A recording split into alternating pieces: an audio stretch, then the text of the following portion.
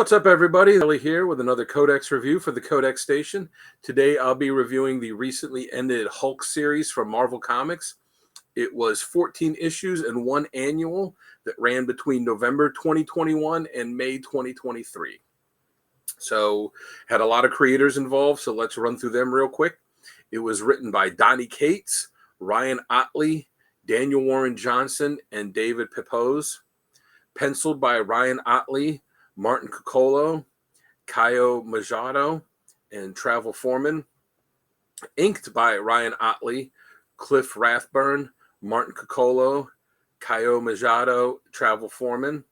Colored by Frank Martin, Federico Blee, Marte Garcia, Matt Hollingsworth, Sonia Oback, Matt Wilson, and Edgar Delgado. And lettered by VC's Corey Pettit. Apologies if I mispronounced anyone's name in there.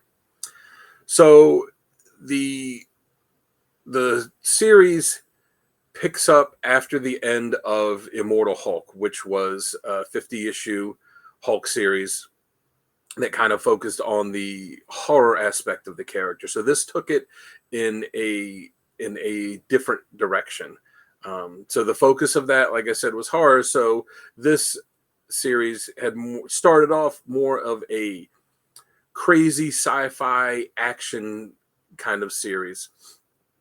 It had Bruce Banner turning the Hulk's body essentially into a suit that he is in control of. He refers to it kind of as a ship. And he uses the Hulk's rage as fuel to power this ship. And it all takes place, in his mind, and he traps the Hulk's consciousness in there, and then can change the threat level of who the Hulk's consciousness is fighting, depending on how much power he needs to get out of him. He ends up starting off the series by gathering all these pieces to make this kind of, not really armor, but these components that he wears. Then he goes through a portal that will bounce him around different dimensions until he finds one where he can make a new home, because he's decided he is done with humanity again and just wants to go off and be on his own and do his own thing. So the book starts off really strong. It's got a lot of action. It's got some really crazy monster fights.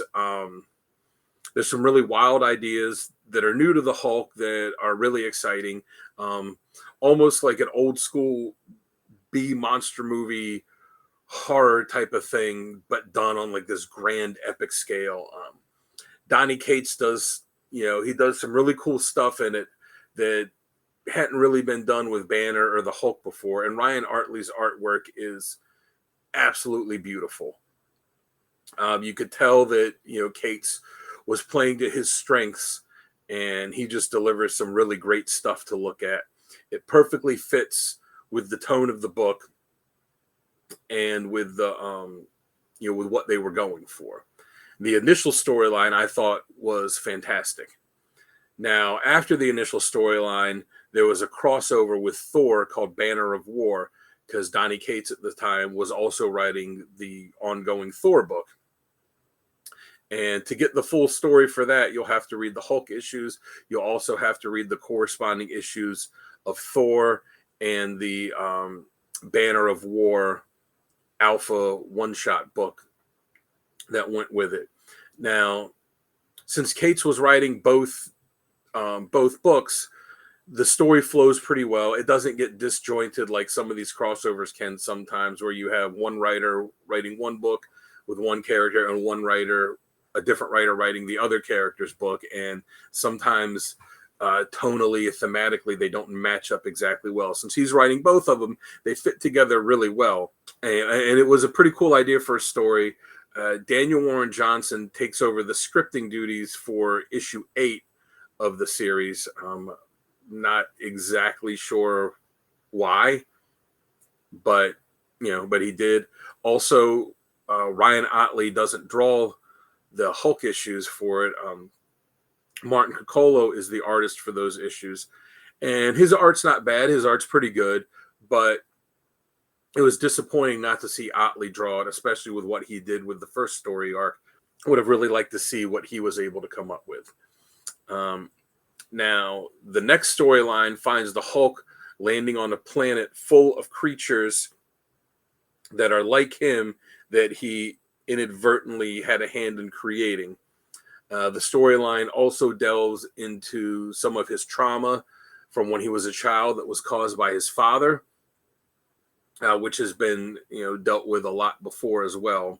And it also has the emergence of a dangerous new Hulk persona.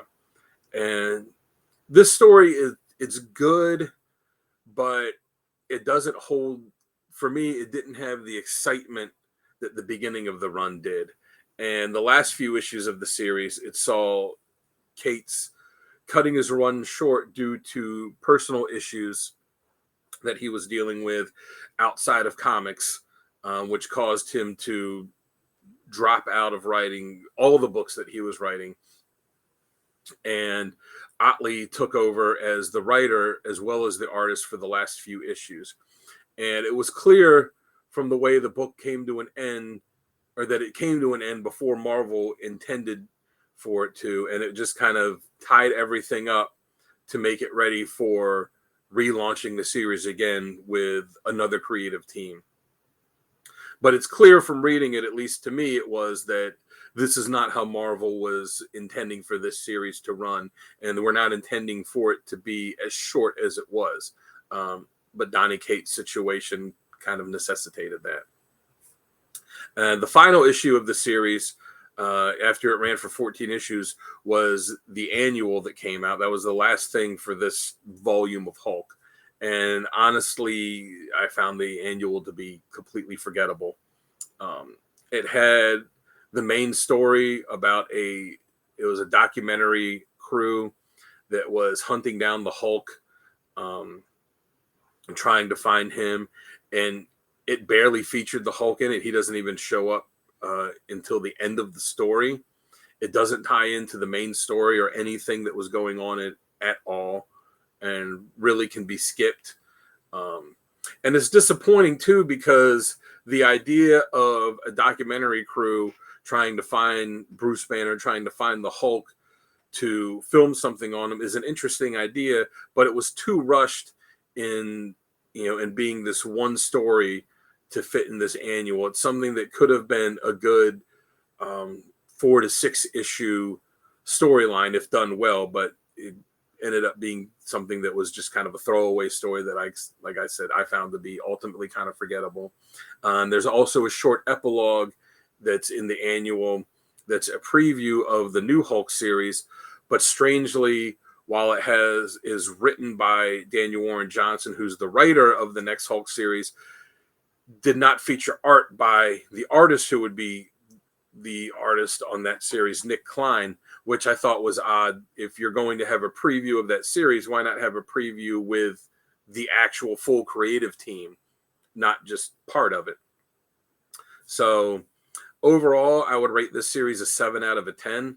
Like I said, Otley's artwork and Martin Coccolo too had some really beautiful artwork in it. The series started off really strong with the first arc, and then going into the crossover with Thor, the Banner of War storyline was a pretty cool story too.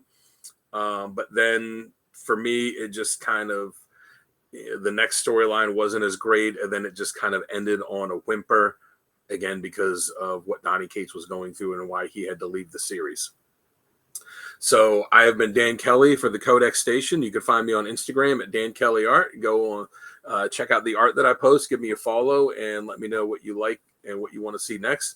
Make sure to check us out online at thecodexstation.com.